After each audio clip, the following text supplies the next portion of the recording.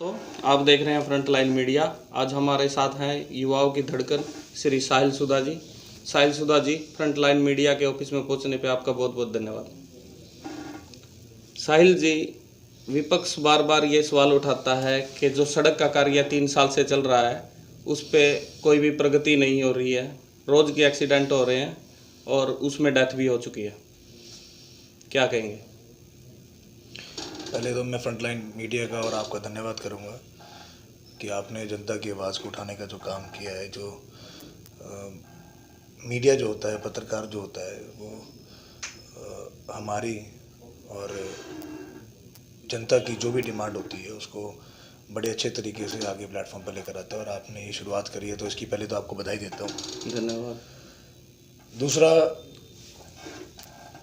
लगभग 2018 से हम लोग प्रयास कर रहे थे कि किसी तरीके से जो हमारे शहर की मुख्य जो हमारी सड़क है इसको 6 लेन किया जाए, क्योंकि फर्स्ट फेज़ के अंदर 2015 के अंदर जब विधायक जी बनकर आए तो हमने पहले जो कि 100 फुटा रोड बोलते हैं, KDP बोलते हैं, बाईपास जो हमारे है, पहले उसको बनाया। लगभग 2.5 वर्ष उसमें लगे। जहाँ तक मुझे याद है लगभग 38 करोड़ का खर्चा आया और पूरा का पूरा वो पैच हम लोगों ने नया बनाया। उसके बाद 1 साल पूरा आपका रेलवे रोड पे कार्य चला, वहाँ बनाया। फिर झांसा रोड बनाई। झांसा रोड के ऊपर आपको मालूम है सड़क कम, स्विमिंग पूल ज़्यादा था, पानी इकट्ठा होता था वहाँ पर। झांसा रोड को बनाया। फिर मेडिकल वाला आपका शेख चिल्ली वाला जो बाईपास है उसको बनाया। तो लगभग ये सारे कार्य जो हैं इसमें 4 साल पूरे इसमें लगे। जब इसको चालू करा इस सड़क को तो लगभग हमारा जो 5 साल का जो हमारा टेन्योर है वो लगभग वो कंप्लीट होने वाला था। उस समय पे हमने इसको चालू किया। चुनाव में भी उसका बहुत नुकसान हुआ क्योंकि कार्य शुरू ही हुआ था और बीच में चुनाव आ गया। बहुत सारी अड़चन आई। कभी लोग पेड़ नहीं काटने दी, क्योंकि अगर आपको वाइडनिंग करनी है तो पेड़ काटने होंगे। उसको चौड़ा करने के लिए आपको बिजली के जो पोल हैं, जो लाइन होती है, उसको चेंज करना होगा। तो सभी ये एक सड़क नहीं है, ये हमारे पूरे शहर की एक लाइफ लाइन है। हमारा पूरा शहर इस सड़क के ऊपर बसा हुआ है। ये एक सड़क नहीं है, कोई गली नहीं है। पिपली से लेके 3rd गेट जो है ये लगभग 59 करोड़ का प्रोजेक्ट है। तो पहले कॉन्ट्रैक्टर आए, वो काम नहीं कर पाए। क्यों? क्योंकि उनका सारा इंफ्रास्ट्रक्चर खड़ा रहा, लोगों ने स्टे ले लिया, वो नुकसान में हो गए, वो फेल हो गए, उन्होंने काम छोड़ दिया। दोबारा रीटेंडरिंग कराने में प्रोसीजर जो होता है वो लगभग 3 से 4 महीने लगते हैं। आज भी अगर आपने कोई काम, किसी कॉन्ट्रैक्टर के पास काम है और वो काम नहीं कर रहा है, अगर आप सोचें कि मैं इसको कॉन्ट्रैक्टर को कैंसिल करके और बैन करके और नया ठेकेदार ले आऊँ, तो वो जो सरकारी प्रतिक्रिया है वो कम से कम 3 से 4 महीने की है। जितना बड़ा काम होगा, जितना बड़ा टेंडर होगा, उसमें उतना ज़्यादा समय लगता है। तो लगभग 4-5 महीने तो इसको रीटेंडरिंग कराने में लगे। 2020 जनवरी से सही तरीके से इसका काम चालू हुआ। सड़क का जितना काम आपने देखा है अभी जो चल रहा है। अभी इसके अंदर क्या है कि बीच में एक कोरोना काल के अंदर जो महामारी पूरे विश्व के अंदर आई, उसके अंदर क्या एक वैक्यूम क्रिएट हुआ है फंड्स का। हम सरकार के पास भी एक हम लोग ही टैक्स भरते हैं, आप, मैं, जनता टैक्स भरती है, तो सरकार के पास GST का पैसा आता है, फिर आगे वो होता है। तो वो जो 1 साल का वैक्यूम क्रिएट हुआ है अब वो लगभग कवर अप हो गया है। अब मतलब अब हमारा बजट सेशन जो नया है, GST आ गया सरकार के पास और काम बहुत स्पीड से चल रहा है। हमने फ्लाईओवर, हमारा जो मेन फ्लाईओवर है वो कंप्लीट कर दिया है। जो एक लेग उतरनी थी रेलवे रोड को वो उतर चुकी है, उसका मुहूर्त हो चुका है, लोग यूज़ कर रहे हैं, काम कर रहे हैं। हमारी जो कनेक्टिविटी थी इस तरफ की वो सारी अच्छी हो गई है। आपका 3rd गेट से अगर हम चलें, 3rd गेट से हमारा लगभग ये अपना जो हमारा पैनोरामा वाला चौक है, ताऊ देवीलाल चौक है, वहाँ तक काम कंप्लीट हो चुका है।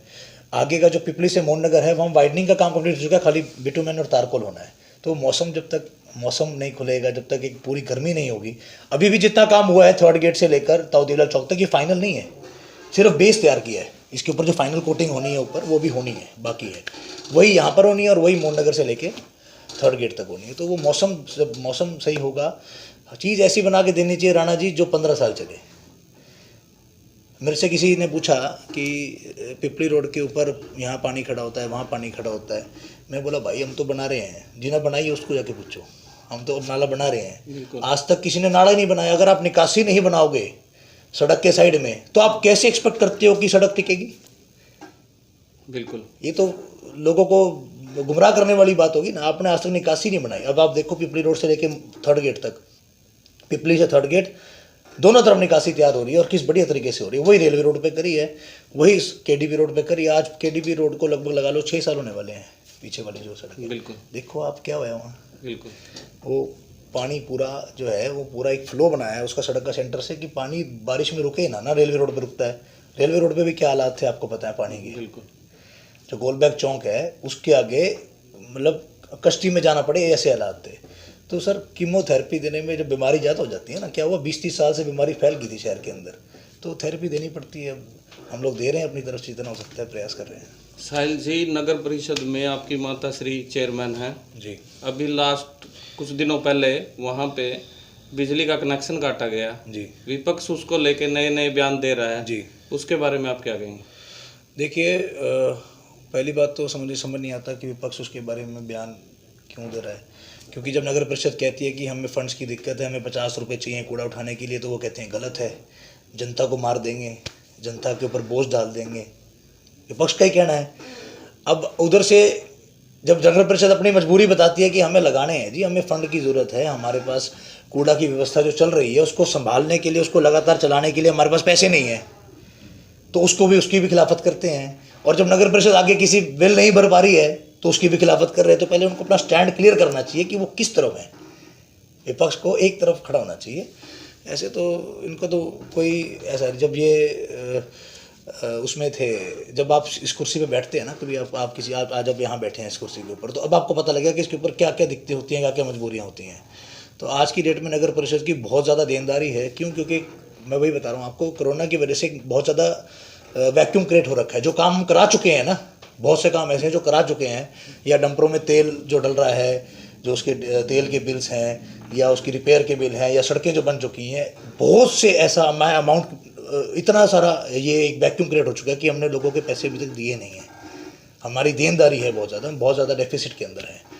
तो ये तो समझना चाहिए। और बाकी जो लोग विरोध करते हैं वो, उनके पास ना तथ्य हैं, ना कोई चीज़ है, ना फैक्ट एंड फिगर है। वो तो बस विरोध, उनका तो काम यही है भी सुबह उठ के किस तरीके से क्या कर सकते हैं, विरोध कर, एक लाइमलाइट में रहना और कुछ नहीं है। विपक्ष एक भी आरोप और बार बार लगाता है आप पे कि जो बीजेपी समर्थक पार्षद हैं सिर्फ उनके कार्य होते हैं, कांग्रेस के या निर्दलीय जो भी पार्षद है उनके कार्य नहीं होते। आप इसमें जी क्या कहेंगे? देखिए, अब मैंने जो काम आपको बताए, अभी घर घर से कूड़ा इकट्ठा होता है, सड़कें बन रही हैं, ये मुख्य सड़कें बन रही हैं, स्कूल बन रहे हैं, कॉलेज बन रहे हैं, हॉस्पिटल्स बन रहे हैं, सारा काम हो रहा है। इसमें कौन सा वार्ड वाइज, क्या जो हमारा सरकारी अस्पताल है वो वार्ड वाइज है नहीं, कि इसमें खाली बीजेपी वाले वार्ड वाले जाएंगे बाकी नहीं जाएंगे? ये कॉलेज बन रहा है, ये आपकी पिपली रोड बन रही है, ये रेलवे रोड, सारी पार्टियाँ जाएंगी। एक सड़क बनती है ना, एक गली बनी, उसमें 2 लोगों का घर है जो बीजेपी समर्थक हैं, 2-4 कांग्रेस समर्थक हैं, 2-4 इनेलो समर्थक हैं, कोई आज़ाद हैं, गली बनती है ना, वो सारे यूज़ करते हैं उसको। हमको ये देख के थोड़ी बनाते हैं कि भाई ये बीजेपी वाले का घर है कि ये कांग्रेस वाले का घर है। वो तो सड़क गली बनी तो सबकी इस्तेमाल होती है, तो वो भी चलेगा, सारे चलेंगे उसके ऊपर। तो ऐसा कुछ नहीं होता। आप मेरे साथ चलो, मैं आपको दिखा सकता हूँ कि किस तरीके से सारे शहर के अंदर सीवरेज पानी के अंदर 54 कॉलोनियों में काम हुआ है। पार्षद है नहीं है, इतने हम विधायक हैं, मैंने उससे क्या, मेरे पिताजी के सिर्फ एक ही सोच है कि मैंने जब विकास कराना है, मैंने सीधा चलना है, मेरी लाइन सीधी होनी चाहिए, जिसको आना है आ जाए, जिसको नहीं आना ना आए।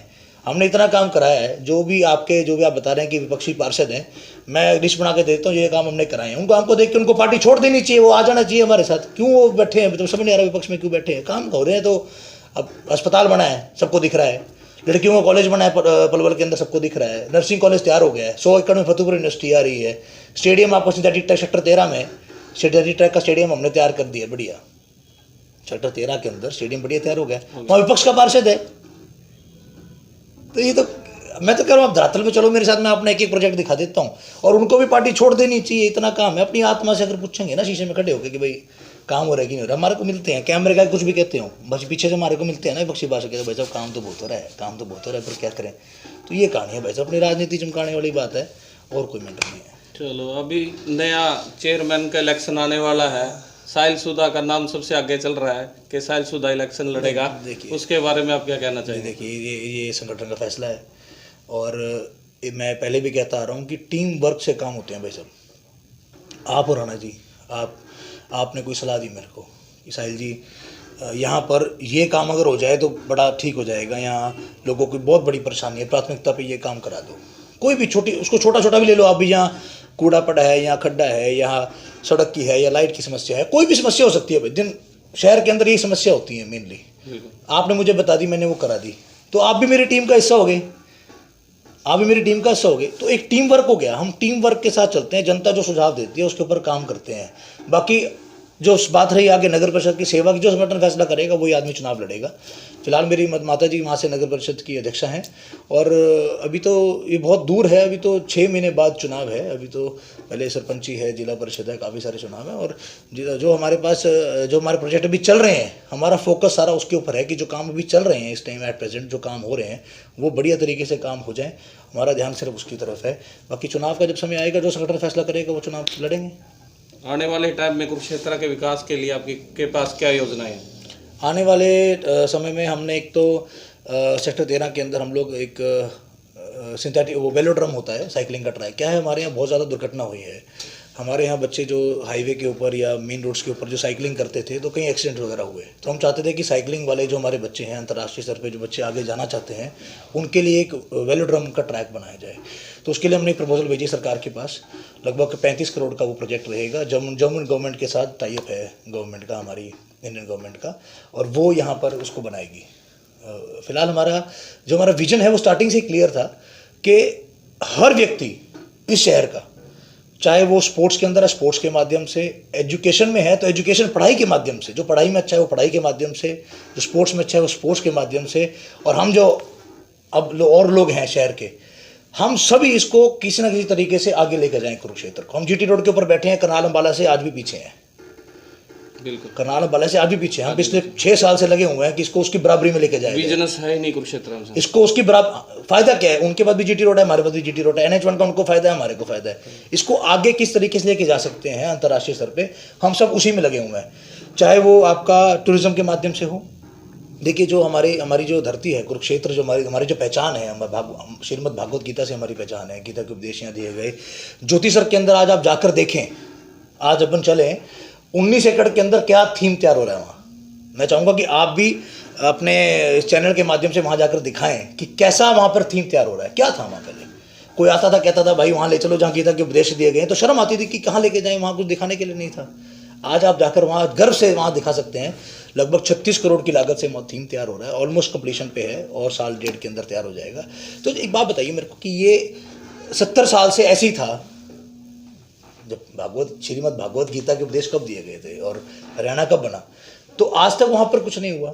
अब हो रहा है ना, आप धरातल पे जाके कैमरे में दिखाओ ना कि भाई ये विजन ही है, तो और क्या है।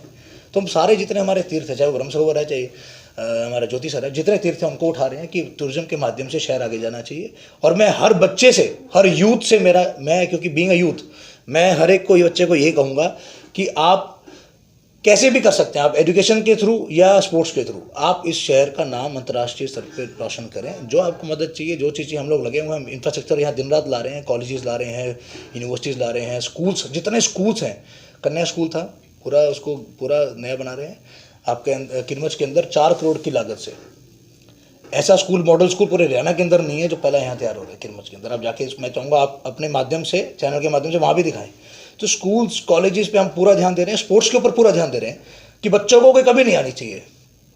आज कोई सोचता है कि मैंने स्पोर्ट्स में आगे जाना है या मैंने एजुकेशन में आगे जाना है, तो उसको फील नहीं होना चाहिए कि मेरे पास इंफ्रास्ट्रक्चर नहीं है। तो हम शहर के अंदर वो इंफ्रास्ट्रक्चर आने वाली पीढ़ियों के लिए, आप और हम आगे आने वाली पीढ़ियों को क्या दे सकते हैं, हम यही दे सकते हैं कि उनको एक ऐसा इंफ्रास्ट्रक्चर बना के जाओ कि उनको कभी जीवन में आगे बढ़ने के लिए कभी परेशानी ना हो। तो उसी के ऊपर ध्यान दे रहे हैं। और बाकी हमारा शहर है तो मंथन की भूमि है, तो मंथन चलता रहता है। आपके पास सलाह हो तो आप भी देना। जरूर जरूर। ये थे साहिल सुधा आज फ्रंट लाइन मीडिया के ऑफिस में पहुंचने पर इनका बहुत बहुत धन्यवाद।